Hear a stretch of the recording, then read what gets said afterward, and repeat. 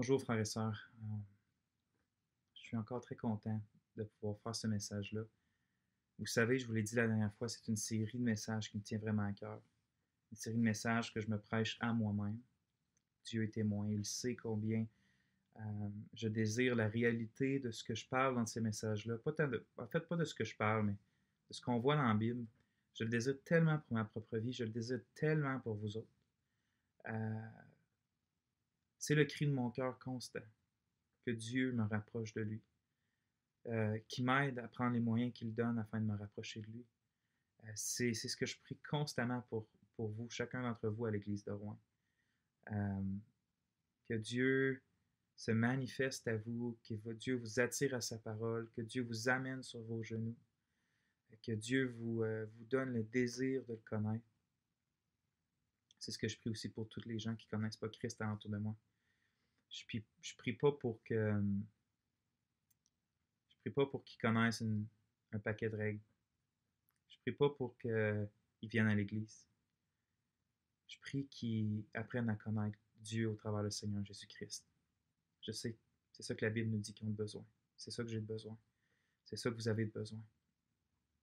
Fait qu'avant de continuer le message aujourd'hui, on va prier.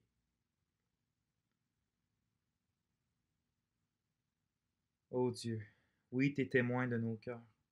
Tu sais trop combien on s'écarte, qu'on court après des vanités qui ne nous apportent ni joie. Tu dis qu'ils sont malheureux ceux qui courent après l'iniquité. Tu dis qu'ils courent à leur perte. Seigneur, je t'en supplie, tu nous donnes dans ton évangile les plus incroyables nouvelles et sujets de joie. Et aujourd'hui, on va voir un d'entre eux, qui est la justification de ceux qui croient en toi à cause du Seigneur Jésus-Christ. Quel homme peut parler de choses aussi grandes, Père? Entends ma prière, je t'en prie. Donne à tes serviteurs, à ceux qui écoutent, l'attention nécessaire malgré le confinement. Donne-nous des cœurs ouverts. Donne-moi la simplicité de parole, la fluidité, Seigneur, afin que rien vienne encombrer ta vérité à toi. Que l'homme diminue, mais que Dieu soit montré grand comme qu'il est vraiment devant nous et à nos cœurs. Seigneur, comme on l'a vu la dernière fois, tu promets de te faire connaître à ceux qui te cherchent, aussi sûr que le soleil se lève sur nous. Seigneur, fais-toi connaître à nous selon tes promesses. Pour la gloire de ton nom en Jésus-Christ. Amen. Sinclair Ferguson, un pasteur théologien, qui adresse la compréhension qu'avait le puritain John Owen, mi-17e siècle, fin 17e siècle, un des plus grands théologiens, le plus grand théologien de cette époque. Il écrit sur la compréhension qu'avait ce théologien-là sur la communion avec Dieu. Puis il écrit ça. La vie chrétienne n'est rien de moins. La vie chrétienne n'est rien de moins que la communion avec le Dieu trinitaire, conduisant à la pleine assurance de la foi. La vie chrétienne n'est rien de moins que la communion avec le Dieu trinitaire. Wow!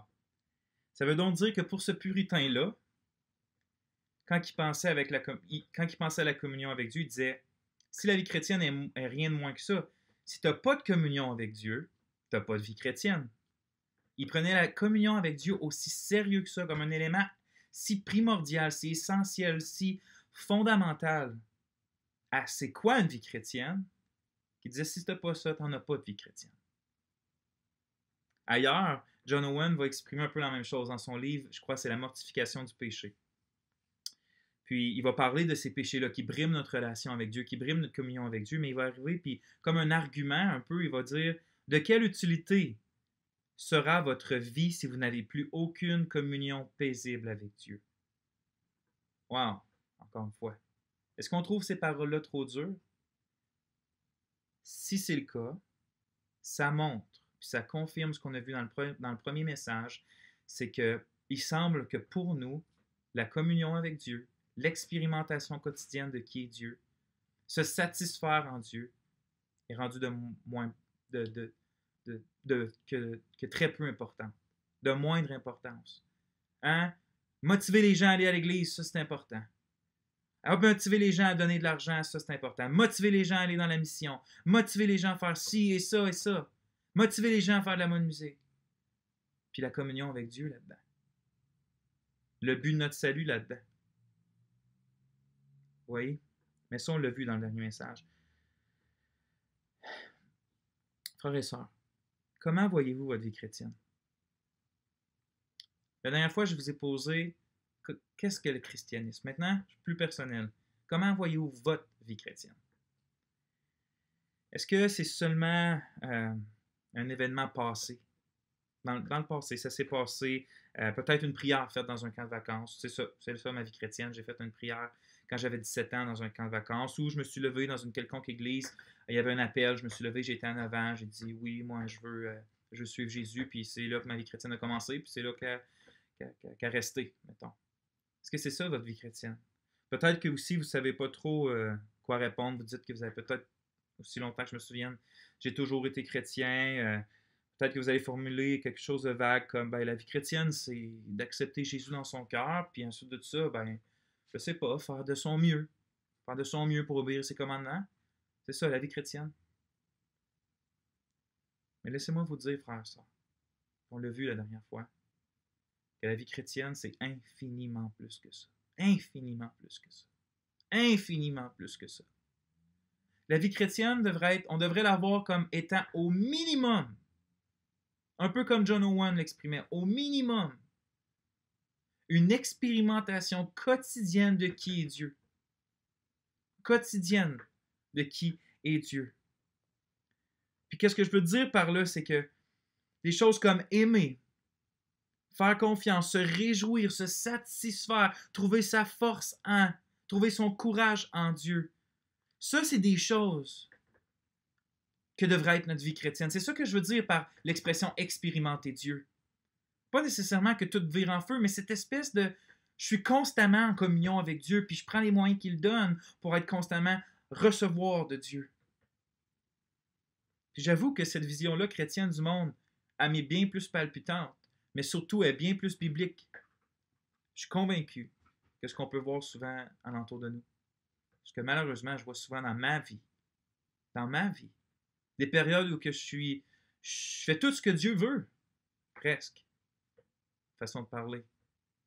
Je fais des messages, j'étudie, je rencontre des gens, j'essaie de prendre soin de ma famille, ça, puis finalement, je ne cherche pas Dieu. Je cherche à faire des choses pour Dieu, mais je ne cherche pas Dieu. Wow! Le sujet de cette série de messages est donc de présenter les vérités bibliques qui nous enseignent sur le comment nous pouvons expérimenter Dieu. Je vous répète le titre de la série. La discipline perdue de la communion avec Dieu. La communion avec Dieu, on a vu, c'est bien plus que mental. C'est cette communion-là, comme on vient de parler, cette expérimentation-là quotidienne du Seigneur 3 fois saint. Quand je parle de discipline, c'est parce que la discipline perdue de la communion avec Dieu, je renglobe dans juste discipline au singulier, tous ces moyens de grâce-là que Dieu donne, qu'on met en pratique. C'est pour ça que je parle de discipline. C'est des choses qui ne sont pas toujours faciles, mais c'est des choses qu'on doit mettre en pratique, que Dieu nous ordonne de mettre en pratique afin de le trouver. Mais c'est la discipline perdue de la communion avec Dieu. Puis je rajoute perdue parce que je crois que c'est ça qu'on a le plus besoin en ce moment. Puis je crois que c'est ça qu'on a le plus tendance à oublier. Prendre les moyens que Dieu donne pour le trouver. On va voir des choses comme quelle place devrait avoir dans nos journées la parole de Dieu, l'étude de la parole de Dieu, la lecture de la parole de Dieu, la méditation de la parole de Dieu, la mémorisation de la parole de Dieu. Quelle place devrait avoir la prière? Quelle place devrait avoir le jeûne, la solitude, l'église locale, le chant, ces choses-là que Dieu nous donne? Quelle place ça devrait avoir quand on recherche Dieu? Mais avant de parler de ces disciplines-là chrétiennes qui sont cruciales à une réelle expérience de Dieu, il est essentiel de comprendre sur quoi est basée et sur quoi est dirigée notre communion avec Dieu. C'est pourquoi je veux parler d'une communion avec Dieu centrée sur l'Évangile. Les chrétiens, ils ne cherchent pas sans cesse à s'approcher de Dieu pour les mêmes raisons que toutes, mais absolument toutes les autres religions. En fait, l'Évangile rend le christianisme complètement unique, principalement à cause du fondement de l'Évangile et du but de l'Évangile, qui sont le fondement de notre communion avec Dieu et le but de notre communion avec Dieu. Donc, pour les deux prochains messages, on va parler de deux aspects essentiels que nous procure l'Évangile, que l'Évangile fait arriver dans notre vie, qui sont à la base de notre recherche de Dieu. On va voir deux choses que l'Évangile nous révèle, qui rend l'Évangile une bonne nouvelle et qui sont à la base de notre communion ou de notre recherche de communion avec Dieu. Ils sont à la base parce que ces deux aspects-là qu'on voit dans l'Évangile sont en fait deux réponses à deux problèmes fondamentaux qu'ont chaque être humain par rapport à la communion avec Dieu, par rapport à leur relation avec Dieu. Puis pour voir ces deux problèmes-là, puis pouvoir comprendre que ça crée vraiment un problème avec notre recherche de Dieu, je vous fais tourner dans Romains 3:11. Ce n'est pas encore le passage qu'on va exposer aujourd'hui, mais ça va vous donner une idée du problème et de l'importance de ce message-là d'aujourd'hui, puis de lui, puis le prochain. Donc Romains 3:11. Hein, Paul, depuis quelques versets déjà, montre aux Juifs et aux non-Juifs qui ont besoin de la grâce de Dieu, puis qui ont besoin d'être sauvés, même s'ils sont la race d'Israël. Regardez au verset 11. Dans son argumentation, Paul va citer des versets de l'Ancien Testament, puis il va dire « Il n'y a pas de juste, non pas même un seul. Il n'y a personne qui ait de l'intelligence, il n'y a personne qui recherche Dieu. » Voyez-vous les deux problèmes là-dedans? On va commencer par le dernier qu'on a lu. Il n'y a personne qui a de l'intelligence, personne qui recherche Dieu. Ça, c'est la déclaration divine sur l'état de l'homme en ce moment. On parle de communion avec Dieu. Moi, ça fait le deuxième message que je commence à vous exhorter fortement. Recherchez Dieu. Mais la Bible dit qu'il n'y en a personne qui cherche Dieu. Puis là, ça ne parle pas, quand c'est dit personne d'intelligence, c'est pas tant une intelligence cognitive là, avec un QI. Là. C'est capable de faire des mathématiques ou de la science. C'est une intelligence morale. Une intelligence de reconnaître qui est Dieu puis d'aller vers ce que Dieu dit. Il dit, il n'y a personne qui a de l'intelligence, personne qui recherche Dieu. Oh, là, on a un gros problème. Pourquoi il n'y a personne qui recherche Dieu? Et s'il n'y a personne qui recherche Dieu, comment on fait pour régler ce problème-là? La Bible appelle ça, va utiliser plusieurs images pour parler de cette non-recherche de Dieu-là. Puis, ce qu'on va appeler, les théologiens vont appeler la dépravation totale de l'homme. C'est-à-dire que l'homme est mort spirituellement, Éphésiens 2, et que l'homme a besoin de naître de nouveau, d'avoir un nouveau cœur qui recherche Dieu, parce que son cœur de pierre, en ce moment, veut rien savoir du Dieu de la Bible, du seul vrai Dieu. Il veut bien savoir plein d'autres choses sur les idoles, mais pas sur le seul vrai Dieu. La Bible va nous décrire comme aveugles spirituellement, pas capable de voir la beauté du Seigneur Jésus et d'aller vers lui, d'être attiré par lui. Ce que l'Évangile apporte à ce problème-là, c'est ce qu'on appelle la nouvelle naissance, la régénération, une nouvelle vie, un nouveau cœur. Puis ça, on va voir ça dans le prochain message. Que Dieu règle ce problème-là des hommes afin qu'ils le recherchent pour changer leur cœur de pierre. Mais ce qu'on vient de au début, ce que Paul dit, c'est « Il n'y a pas de juste, pas même un seul. » Là, ça crée un autre problème. Lequel? Si Dieu est juste et que nous, on n'est pas juste, comment on fait pour être en relation l'un avec l'autre? Si Dieu est bon et nous, on n'est pas bon, comment on fait pour être en relation l'un avec l'autre? Si nous, on pêche constamment puis que Dieu pêche jamais, si nous, on est impur puis Dieu est pur, comment on fait pour être en communion l'un avec l'autre? C'est ce qu'on va répondre aujourd'hui. Mais avant, pourquoi je tiens tant à écrire sur quoi est basée notre communion avec le Christ?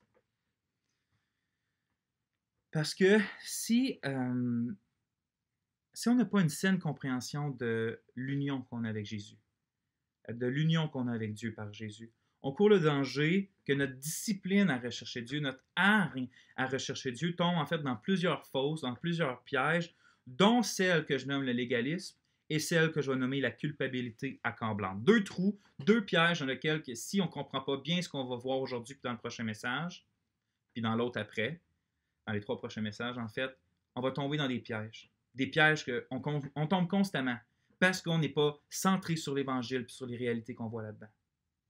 Quand je parle de légalisme, je veux dire une manière de rechercher Dieu dans le but de recevoir son approbation. Je viens de vous décrire toutes les religions du monde pratiquement. Un but de rechercher Dieu dans le but de recevoir son approbation, d'être accepté à ses yeux. La culpabilité accablante, quand je dis ça, c'est le sentiment qui va envahir et décourager celui qui cherche Dieu sans être fermement appuyé sur la grâce incompréhensible de Dieu manifestée dans l'Évangile de Jésus-Christ. Parce qu'il va, dans cette recherche-là de Dieu, c'est pas vrai qu'on tombe jamais. Je vais vous apprendre quelque chose, peut-être que vous savez probablement si vos yeux ont été éclaircis, c'est que vous péchez à chaque jour, malheureusement.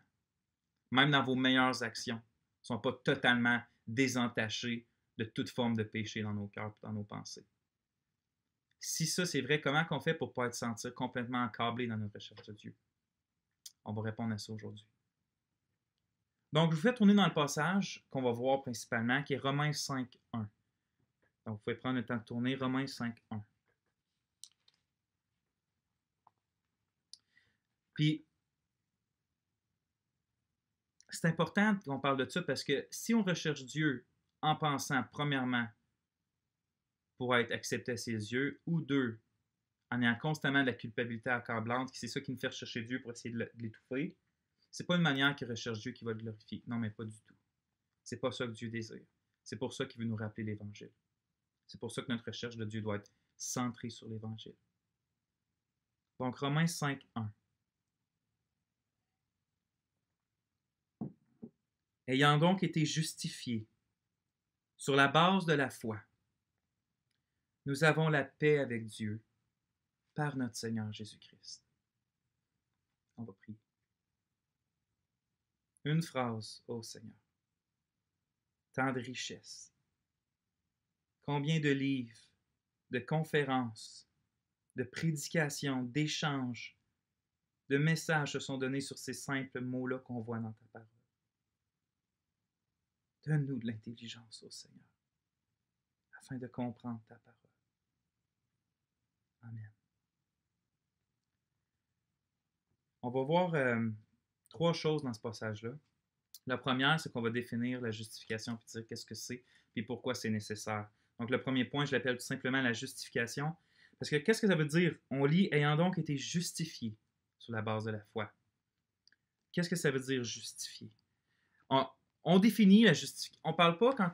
Justifier, ça veut littéralement dire soit rendre juste ou déclarer juste. C'est-à-dire que quelqu'un est juste.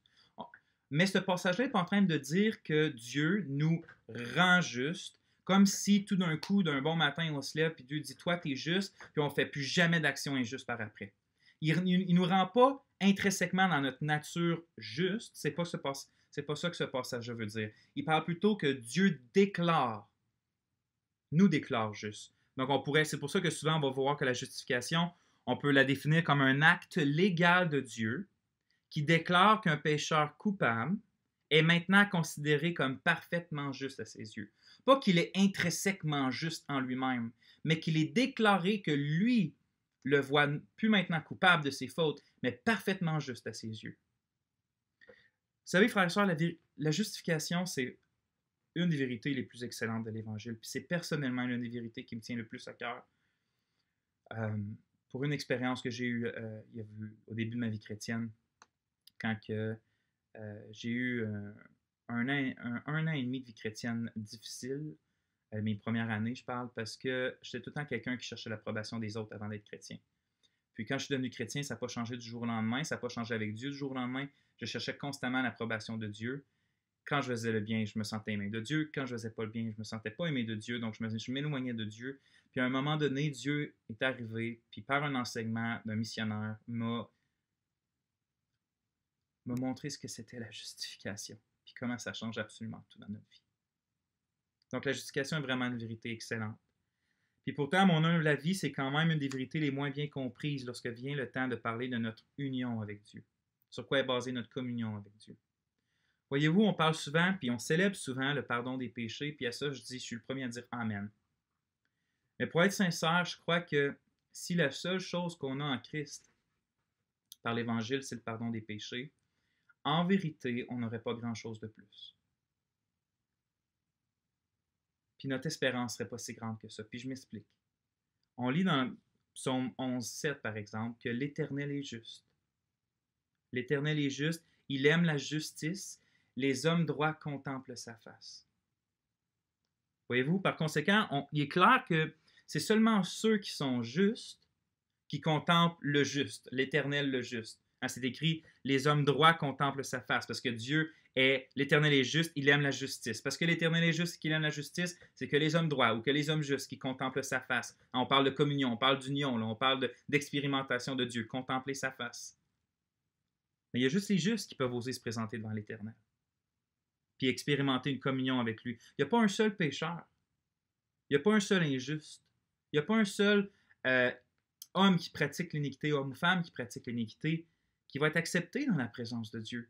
Il serait sur le champ, détruit par la grandeur de sa propre pureté, de sa propre sainteté. Regardez Habakkuk 1,13, un verset bien connu dans le monde évangélique. Tes yeux sont trop purs pour voir le mal, et tu ne peux pas regarder l'iniquité. Et là, il ne faut pas penser que ce passage-là veut dire que Dieu, il voit le mal de l'homme, puis il doit se cacher parce que c'est trop horrible. C'est pas ça que ce passage-là veut dire. Ce passage-là veut dire que Dieu est tellement pur qu'il ne peut tolérer le mal en avant de lui et qu'il va l'enlever parce qu'il le déteste, le mal. Le standard de perfection qu'on devrait avoir devant Dieu est même encore plus, est même plus accablant encore lorsqu'on qu'on comprend qu'être parfaitement juste, ça ne veut pas dire de jamais avoir fait de mal. Ça ne veut pas juste dire de se garder de pratiquer l'iniquité, de se garder de pratiquer des mauvaises actions. En fait, ça veut dire que depuis le début de depuis le jour de notre naissance jusqu'à la fin de notre vie, on n'aura pas juste pas pratiqué le mal, mais on va constamment agir de la meilleure des façons qui soit, de la plus juste des manières qui soit. Et ça, du début jusqu'à la fin de notre vie. Puis là, j'ai une question. Est-ce que c'est ça? Puis là, il y a 2-3 personnes max qui vous entourent, je ne sais pas. Peut-être que vous êtes même seul. Est-ce que c'est ça que vous voyez quand vous regardez à votre vie? Pour être sincère, c'est pas ce que je vois quand je regarde à ma vie. Pas du tout. Jamais de la vie. Et pour être sincère, c'est pas ce que je vois quand je regarde à votre vie.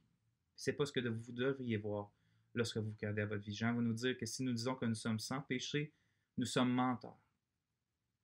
Nous sommes menteurs. Ce qui est évident que nous ne sommes pas sans péché. C'est pourquoi je dis que si on a juste le pardon des péchés, on n'a pas grand-chose de plus parce que la présence de Dieu, du Dieu juste, ne serait pas plus accessible. Hein, il n'est pas dit que ce sont ceux qui sont neutres, faisant jamais rien de bien, ni jamais rien de mal, qui vont contempler la face de Dieu. Ça dit que ce sont ceux qui sont justes. Ça, c'est l'héritage des justes. La joie d'être avec Dieu, c'est ceux qui sont justes, pas ceux qui sont neutres, c'est ceux qui sont parfaitement justes. On se décrit souvent, frères et sœurs, comme des pécheurs pardonnés, puis gloire à Dieu. Continuons de le faire parce que c'est merveilleusement vrai. Mais on est beaucoup plus que juste des pécheurs pardonnés. Comme si Dieu dirait, OK, toutes tes fautes sont pardonnées. L'une des vérités les plus époustouflantes de l'Évangile, c'est que nos fautes ne sont pas seulement pardonnées, mais qu'on est aussi des pécheurs justifiés, déclarés légalement justes aux yeux de Dieu. C'est ça qu'on appelle la justification. Dieu ne dit pas juste tes péchés sont pardonnés, il dit en plus, je te vois parfaitement juste. Et tu as tous les privilèges qu'un homme parfaitement juste aurait auprès de moi. Même si tu n'es pas intrinsèquement juste. Mais je me dis, comment c'est possible que Dieu, si on est des coupables, comment Dieu fait pour nous déclarer justes, tout en demeurant lui-même juste?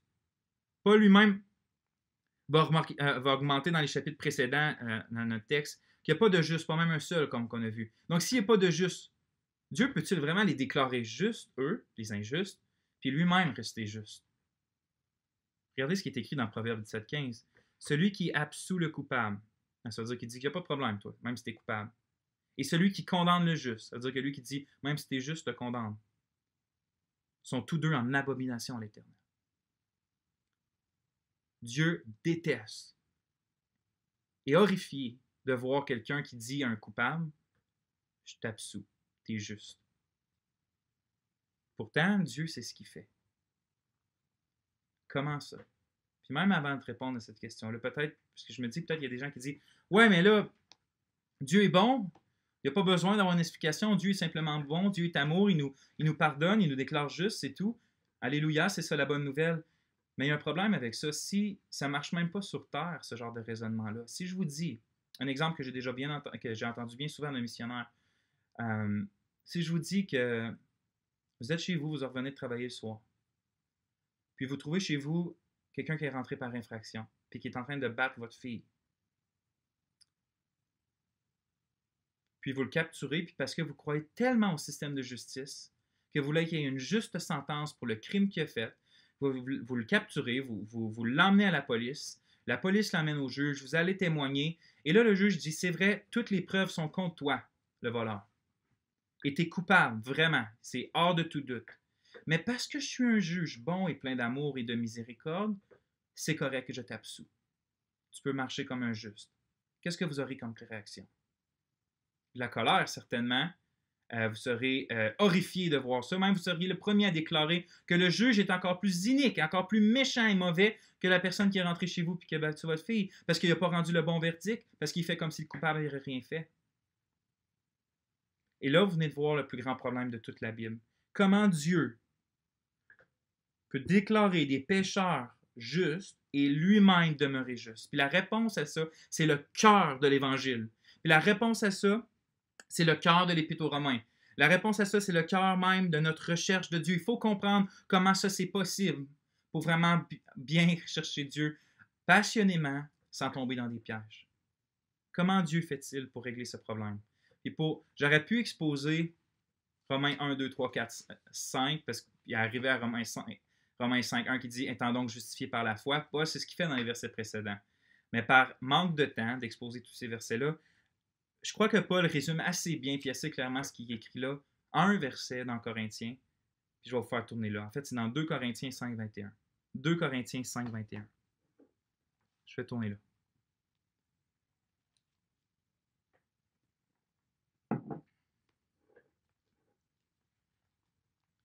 2 Corinthiens 5, 21.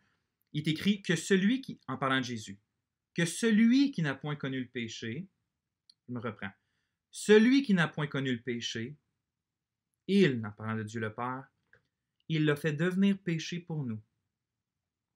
Celui qui n'a point connu le péché, il l'a fait devenir péché pour nous, afin que nous devenions en lui justice de Dieu. Là, il faut arrêter et laisser ces paroles-là méditer au plus profond de notre cœur. Qu'est-ce que ce verset-là il dit? C'est pas que Christ est devenu pécheur. Et ça dit, parce que ça dit, celui qui n'a point connu le péché, il l'a fait devenir péché. Pour nous, le reste de l'Écriture témoigne haut et fort que Christ n'a jamais commis de péché. Mais ce verset-là dit qu'il a été traité et regardé par son Père comme un pécheur coupable. Il a été traité comme s'il aurait commis des péchés. Comme s'il serait coupable des péchés. Et pourquoi? Afin que nous soyons regardés et traités par lui comme des justes. Je vais répéter. Christ a été regardé et traité par son Père comme un pécheur coupable, afin que nous soyons regardés et traités par lui comme des justes. Autrement dit, nous méritons la colère. Je mérite le jugement. Tu mérites la honte et le rejet pour ta rébellion envers Dieu. Mais c'est le Christ, le Seigneur Jésus-Christ, le Fils de Dieu, fait chair, qui a été traité comme ça à ta place, puis à ma place. Uniquement le Christ mérite pourtant la pleine acceptation de Dieu. Parce qu'il n'a jamais péché, parce qu'il a parfaitement obéi à son Père constamment, parce qu'il a aimé Dieu de tout son cœur, son prochain comme lui-même, à chaque milliseconde de sa vie. C'est donc lui qui mérite la pleine acceptation. C'est lui qui mérite la joie inaltérable. C'est lui qui mérite une paix surabondante. C'est lui qui mérite l'honneur, la bonté. Mais c'est maintenant toi et moi qui sont traités comme ça à cause de lui.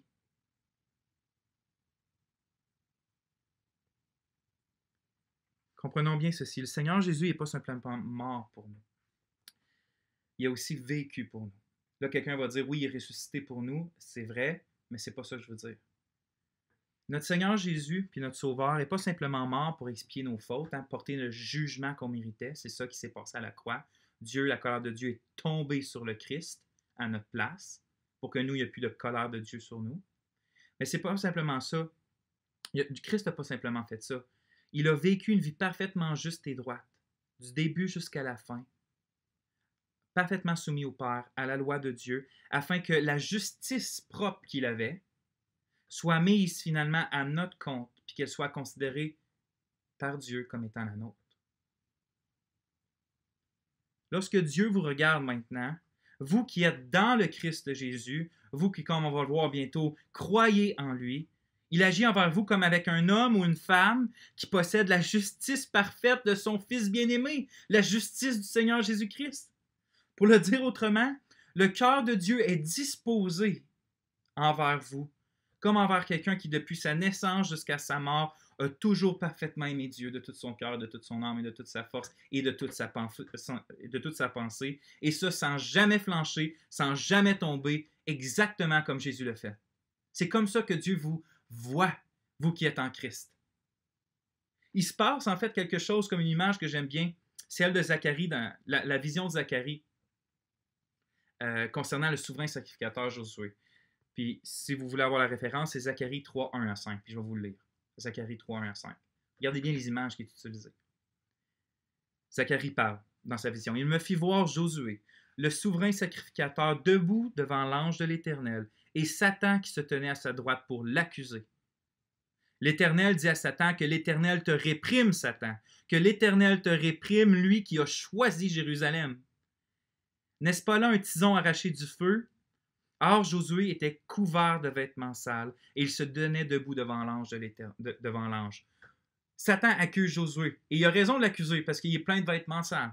Mais regardez, l'ange prenant la parole dit à ceux qui étaient devant lui, « ôtez-lui ses vêtements sales. » Puis il dit à Josué, « Vois, je t'enlève ton iniquité. » Donc les vêtements sales représentaient l'iniquité. « Je t'enlève ton iniquité et je te revêts d'habits de fête. Je dis qu'on mette sur sa tête un turban pur. » Et ils mirent un turban pur sur sa tête et ils lui mirent des vêtements.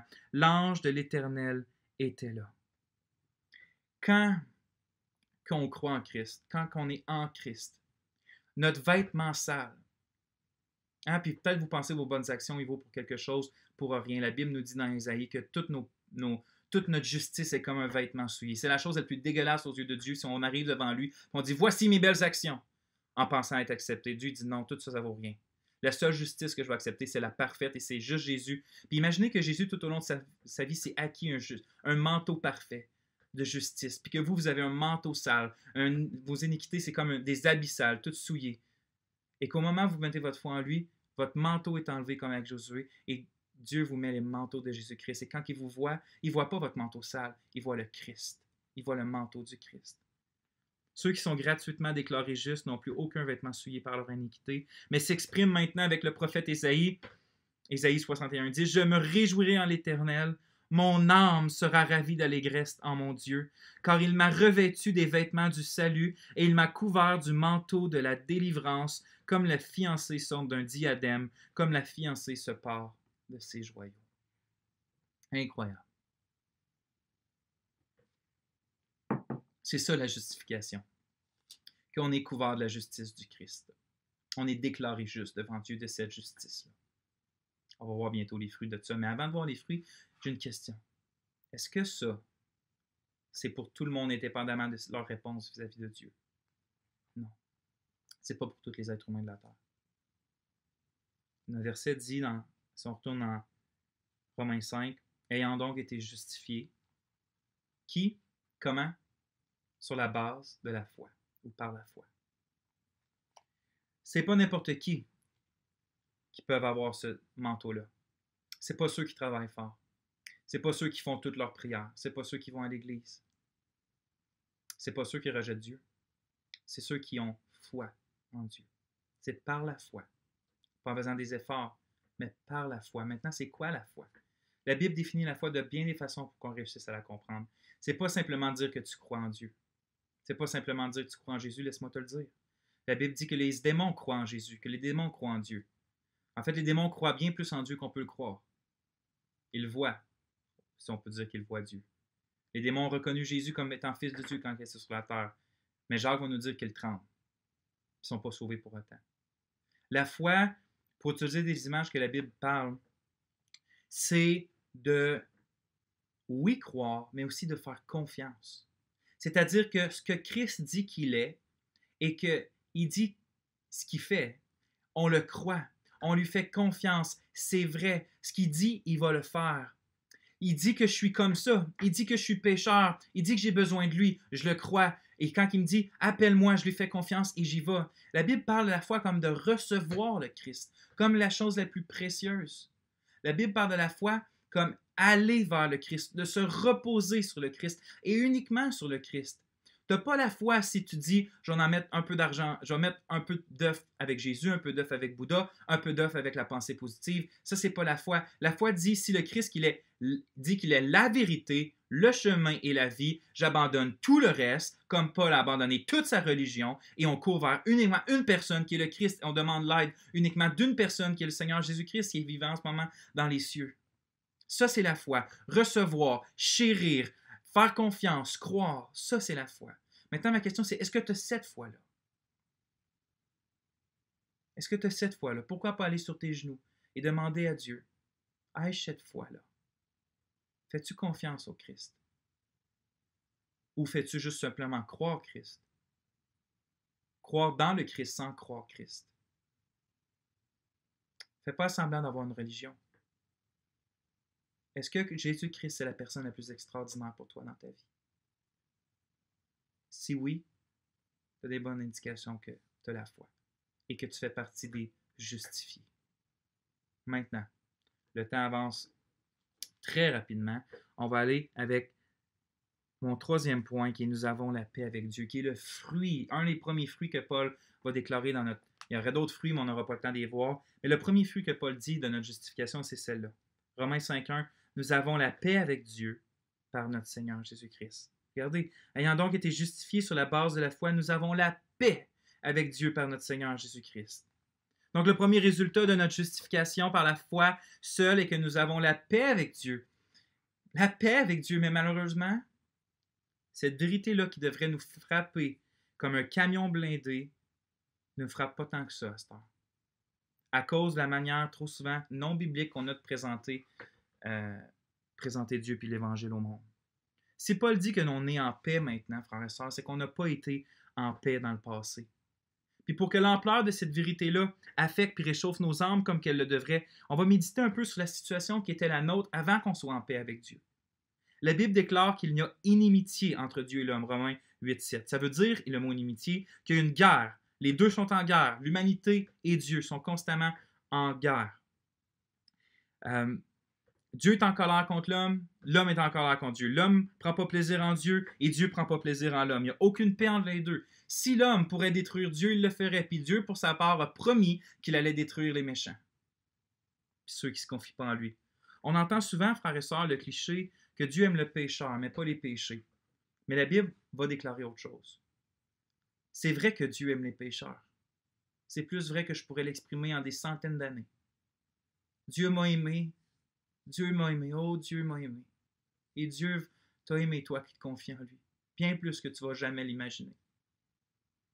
La preuve, c'est qu'il a envoyé son Fils unique en sacrifice pour que quiconque croit en lui ne périsse point, mais qu'il ait la vie éternelle. Mais cette vérité-là n'atténue pas la vérité aussi qu'on trouve au psaume 5, où il est écrit « Car tu n'es point un Dieu qui prenne plaisir au mal. Le méchant n'a pas sa demeure auprès de toi, les insensés ne subsistent pas devant tes yeux. Tu haïs tous ceux qui commettent l'iniquité. » Dieu aime le pécheur pour qu'il se détourne de sa voie, mais Dieu haït celui qui commet l'iniquité aussi. Il est écrit au psaume 7 que Dieu est juste. Dieu est un juste juge. Dieu s'irrite en tout temps. Si le méchant ne se convertit pas, il aiguise son glaive, il bande son arc et il vise. Il dirige sur lui des traits meurtriers, il rend ses flèches brûlantes. Lorsqu'on pose des affiches géantes sur des routes qui disent seulement Dieu vous aime, pensez-vous que, en général, on aide les gens à être sauvés? Je ne dis pas que Dieu n'a jamais utilisé ça, mais pensez-vous qu'en général, ça l'aide à bien comprendre l'Évangile? Le problème, c'est pas que c'est pas vrai, c'est plus que vrai que Dieu les aime. Le problème, c'est que sans explication, sans l'autre vérité qu'on vient de voir, sans l'Évangile au complet, qu'est-ce que vous pensez qu'un Nord-Américain, en 2020, pense quand on voit une pancarte, écrit Dieu t'aime? Il pense au maximum, le grand papa céleste dit qu'il m'aime, que tout va bien aller, que de continuer comme ça, je suis avec toi, je prends soin de toi, continue tes propres choix et ta vie, je vais te supporter. Peu importe la vie que tu mènes, je suis là juste pour te bénir. Mais la réalité, c'est que sans Jésus-Christ, qui amène la paix entre Dieu et l'homme, nous sommes, comme le dit, j'ai juste le mot en anglais, mais comme le dit Jonathan Edwards dans un de ses prédications les plus populaires, on est tous comme des araignées, tenus au bout d'un fil, que la main gracieuse de Dieu tient devant un feu éternel. Et la seule chose qui nous retient de tomber, c'est la main miséricordieuse de Dieu. C'est Dieu dans son amour qui ne nous fait pas tomber. Mais à un instant, il peut nous lâcher, puis on tombe. Et même là, à chaque seconde de sa patience envers nous rend en quelque sorte un peu plus coupables si on endurcit nos cœurs au point de ne pas répondre à sa bonté. Parce que c'est écrit dans la Bible que sa bonté devrait nous pousser à la repentance, mais par notre cœur endurci, on s'amasse un trésor de colère pour le jour de la colère et de la manifestation du jugement de Dieu. Donc, plus on s'endurcit à la bonté de Dieu, plus Dieu amène des gens dans ta vie pour te dire « Repens-toi, accepte Jésus, il est là pour t'aimer, te pardonner, il a tout fait, arrête de te confier en toi, arrête de te confier en tes choses, cours à lui, abandonne tout, va à lui, tu auras la vie éternelle, tu vas trouver le plus satisfaisant des chemins. » Et on dit « Ben non, pas tout de suite, non, pas tout de suite, ben... » On fait juste augmenter notre culpabilité. C'est pour ça qu'on doit être si pressant à dire les gens « Attends pas demain. » Tu sais pas qu'est-ce qui va arriver demain. Et si regardez, c'est pas la colère de n'importe qui qu'on parle. C'est pas la colère d'un homme qu'on parle. On parle de la colère du Dieu qui a créé l'univers avec une parole. On parle du Dieu qui tient mon cœur en ce moment, il le tient. On parle de ce Dieu-là qui peut tout recommencer, l'univers au complet avec un seul souffle de sa bouche. C'est contre lui que l'homme est en guerre. Mais là, l'apôtre Paul arrive et il dit « Ayant donc été justifiés par la foi, nous avons la paix avec Dieu par notre Seigneur Jésus-Christ. » On a la paix. La paix avec ce Dieu-là. On a la paix avec ce Dieu-là par la justification. Si on croit, si on a la foi. Plus aucune guerre, plus aucune animosité, plus aucune condamnation. On a la paix. Puis là, en Romains 5 à 10, Paul ajoute quelque chose d'absolument extraordinaire par rapport à notre justification. Il va dire « Dieu prouve son amour envers nous en ce que lorsque nous étions encore des pécheurs, Christ est mort pour nous. À plus forte raison donc, maintenant que nous sommes justifiés par son sang, serons-nous sauvés par lui de la colère. Car si lorsque nous étions ennemis, nous avons été réconciliés avec Dieu par la mort de son Fils, à plus forte raison étant réconciliés, serons-nous sauvés par sa vie. » Est-ce que vous voyez la logique de l'argument de Paul? Alors qu'on était ennemis de Dieu, il a envoyé son Fils, donné sa combien précieuse vie, afin que nous, on soit déclarés justes, puis ainsi réconciliés avec Dieu, qu'on puisse commencer à expérimenter Dieu. Maintenant, il dit, que maintenant, on n'est plus des ennemis de Dieu, mais on est des enfants justifiés de Dieu, des bien-aimés, qu'on est déclarés justes. Croyez-vous vraiment que Dieu ne va pas vous garder pour le reste de votre vie? Que Dieu ne va pas vous garder pour l'éternité? Que Dieu va penser vous abandonner à un moment donné? Que Dieu ne va pas faire concourir toutes choses pour votre bien? Il y aurait tellement de choses merveilleuses à dire là-dessus, mais une d'entre elles est plus que claire, que par le pardon et la justification, l'union qu'on a avec Dieu par Christ est immuable. Ça veut dire qu'elle ne changera jamais. Ceux qui ont été justifiés vont être tout coup sûr gardés pour être glorifiés. On voit ça dans Romains 8, 30. J'ai mentionné plus haut, frères et sœurs, que l'importance d'adresser le sujet de notre justification avec Dieu dès le début de notre série allait nous aider à éviter au moins 2 pièges dans notre recherche de Dieu, dans notre recherche de communion avec Dieu. Puis ces 2 pièges-là, c'était le légalisme et la culpabilité à corps blanc. Ça va nous aider à éviter le légalisme parce que ça va nous assurer, hors de tout doute, que la seule et unique raison que le Père nous accepte dans les parvis de son temple et de sa présence, si satisfaisante, si jouissante, si apaisante, si fortifiante, si glorieuse, c'est uniquement à cause du Christ Jésus, parce qu'on a été justifié et pardonné de tout péché. On ne cherche pas à expérimenter Dieu afin d'être sûr d'être aimé puis d'être accepté de Dieu comme moi j'ai fait dans le passé. On ne fait pas tous nos efforts pour être en communion avec Dieu afin d'éviter l'enfer à tout prix puis d'avoir la vie éternelle. Ce n'est pas pour ça qu'on cherche à communier avec Dieu. Dieu, au contraire, bien au contraire, on recherche la communion avec Dieu parce que Christ nous a déjà gratuitement donné un libre accès au trône de la grâce par le pardon et la justification. On cherche avec Dieu une communion toujours plus grandissante parce que Christ nous a déjà donné un accès au trône de la grâce. On ne recherche pas à attirer la faveur de Dieu, le Christ nous a déjà fait trouver faveur aux yeux de Dieu. De plus, bien comprendre notre union immuable avec Dieu nous aide aussi à éviter une culpabilité accablante. Puis là, je dis culpabilité accablante, je rajoute cet adjectif-là parce que c'est pas toute forme de culpabilité qui est mauvaise. Si vous regardez la pornographie, c'est normal de vous sentir coupable. Si vous parlez mal à votre femme ou à votre mari, c'est normal de vous sentir coupable parce que vous avez mal agi. Mais quand je parle de cette, puis ça devrait vous amener à la repentance, à vous reconfier dans le sang du Christ, à être de nouveau renouvelé, puis de recommencer, vous tenir debout devant Dieu. Quand je parle de culpabilité accablante, je veux dire cette sorte de culpabilité-là qui n'est pas basée sur l'Évangile, qui fait en sorte que tu te sens tellement coupable vis-à-vis de Dieu que tu ne retournes pas vers Dieu. C'est le genre de culpabilité-là qui va dire qu'est-ce que tu fais à penser reprier Dieu, dire redemander pardon pour le même péché que tu commets encore et encore et encore. Tu n'as pas honte? Ce genre de culpabilité-là que je veux dire. Qui t'empêche de nouveau d'aller à Christ. Une bonne compréhension de l'Évangile puis de notre merveilleuse justification va nous garder de telles pensées. Puis comment? Parce que, frères et sœurs, notre justice n'est pas notre justice, mais notre justice est la justice du Christ. C'est pour ça qu'on ne va pas hésiter à retourner à Dieu, même dans nos chutes. C'est ça la seule raison pour laquelle nous pouvons nous réjouir en Dieu pour l'éternité. Puis concrètement parlant, ça signifie que dans le meilleur de tes journées, puis écoute ça, c'est une leçon que j'ai appris après 1 an et demi de vie chrétienne, puis que j'essaie encore de mettre en pratique. Dans le meilleur de tes journées, quand tu as jeûné puis prié pendant 12 heures, que tu as parlé de Jésus à tout le monde, puis que tu as dominé toute tentation, mais assis-toi dans ton divan ou dans ta chaise en ce moment, Dieu t'aime pas plus. Vraiment? Oh oui, vraiment. Dieu t'aime pas 1 millimètre de plus.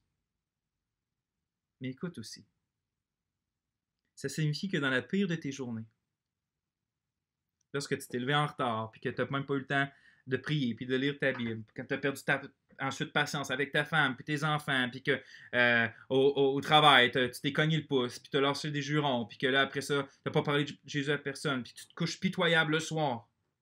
Mais écoute bien, puis assis-toi dans ta chaise. Dieu t'aime pas moi, mais pas une milliseconde, puis 1 millimètre de moi. Vraiment? Oui, vraiment. L'amour et l'acceptation de Dieu ne sont pas basés sur toi. Ils ne sont pas basés sur ce que tu fais. Ils ne sont pas basés sur ce que tu ne fais pas. L'amour que Dieu a pour toi est acquise. Puis l'acceptation que Dieu a pour toi est acquise par Christ. Autrement dit, la seule possibilité que l'amour et l'acceptation de Dieu pourraient diminuer pour toi, c'est qu'elle diminuerait pour son Fils. Chose que je t'apprends aujourd'hui n'arrivera jamais de l'éternité. Christ est celui en qui Dieu a témoigné plusieurs fois. Voici mon Fils bien-aimé en qui j'ai mis toute mon affection. Et Christ est parfait pour l'éternité. Et son œuvre accomplie est parfaite pour l'éternité. Et le manteau qu'il t'a donné ne va jamais se salir. Nous sommes donc en mesure d'expérimenter Dieu sans que ça soit motivé par une culpabilité ou par un désir insensé d'essayer de trouver les faveurs de Dieu par nos propres efforts. C'est pas pour ces raisons-là qu'on va tous faire nos efforts à être disciplinés dans notre utilisation des moyens de grâce que Dieu nous donne pour le trouver. C'est pas en étant motivé par ça. On va plutôt faire tous nos efforts pour trouver notre pleine satisfaction en lui, un sujet qu'on va adresser dans 2 messages. C'est pour ça qu'on cherche.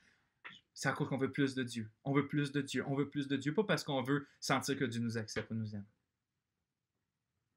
Donc, avant de dire quelques paroles de conclusion, j'aimerais vous lire une prière de David Clarkson, un puritain je commence à les nommer souvent ces temps-ci, qui a écrit une prière qui parle de la justification. Je vais vous la lire, puis ensuite de ça, on va conclure. Aucun espoir sans la justice du Christ. C'est ça comme ça qu'il s'intitule. Seigneur, je serais la personne la plus malheureuse du monde si mes espoirs ne se portaient que sur cette vie. Pourquoi? Parce que je ne possède aucun espoir sans la justice du Christ. Ma vie ne pourrait jamais être confortable et il n'y aurait aucun espoir de vie éternelle. Si tu me refusais cet espoir, je serais le plus misérable de tous. Je peux être heureux sans les plaisirs du monde, Mais toutes les choses du monde ne peuvent me rendre heureux sans cela.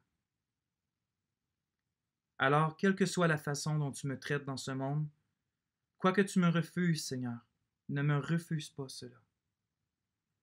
Je peux être heureux sans richesse et sans abondance comme l'étaient Job et Lazare. Je peux être heureux même si l'on m'insulte et me fait des reproches, comme l'ont connu le Christ et ses disciples. Je peux être heureux et à l'aise en prison comme l'étaient Paul et Silas, mais je ne peux pas être heureux sans la justice du Christ. Toutes les richesses, les lieux ou les honneurs de la terre me laisseront malheureux si je suis sans cela. Même si j'étais riche et n'avais besoin de rien, sans cela je serais toujours misérable et malheureux, pauvre, aveugle et nu. Si j'avais tout ce qu'une personne peut désirer sur terre, à quoi cela me servirait-il sans la justice du Christ? Que me feraient les richesses si elles venaient avec la colère de Dieu? Quel réconfort m'apporterait l'honneur si je restais un fils de perdition ou un enfant de colère? Quelle douceur me procurerait le plaisir si j'étais sur le chemin des tourments éternels? Quel misérable réconfort et plaisir y a-t-il sans la justice du Christ? Seigneur, quelle que soit la manière dont tu me traites dans les choses extérieures, quoi que tu me prennes, quoi que tu me refuses, ne me refuse pas le Christ. Ne me refuse pas une part dans sa justice. Amen. Quelle belle prière.